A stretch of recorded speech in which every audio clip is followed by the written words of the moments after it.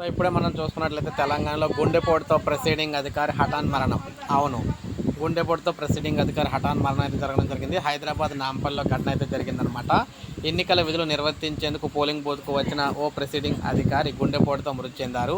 సికింద్రాబాద్ లోక్సభ నియోజకవర్గం Nampally police station పరిధిలో ముఖ్యంగా యాదాద్రి భువనగిరి జిల్లా వలిగొండ మండలం పహిల్వాన్పుర గ్రామానికి చెందిన బొడ్డుపల్లి నరసింహ ముషీరాబాద్ మైనార్టీ రెసిడెన్షియల్ బాలుర పాఠశాల జూనియర్ కళాశాలలో ప్రిన్సిపల్గా విధులు నిర్వర్తిస్తూ ఉన్నారు.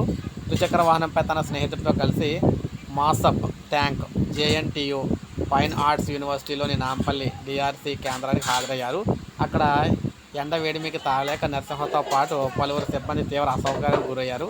తమకు సరిపడా ఫ్యాన్లు, ఎయిర్ కూలర్లు ఏర్పాటు చేయాలని అధికారులతో వాదనకు దిగారు. చివరికి నరసింహ తీవ్ర అసౌకర్యంతో బాధపడుతూ ఓ ఫ్యాన్ ముందు కూర్చొని తన విధులు పూర్తి చేసినట్లు తెలిసింది.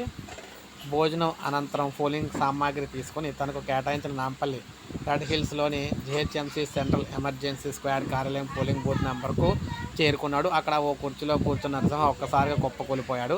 గమనించిన తోటి సిబ్బంది పోలీసులు మాసప్ ట్యాంక్లోని మహావీర్ ఆసుపత్రికి తరలించారు.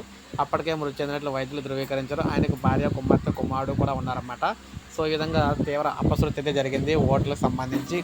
సో పోలింగ్ డే రోజు మనం చూసుకున్నట్లయితే ఒక లైక్ చేయండి, సబ్స్క్రైబ్ చేసుకోవద్దు, మన ఛానల్ సబ్స్క్రైబ్ చేసుకోండి.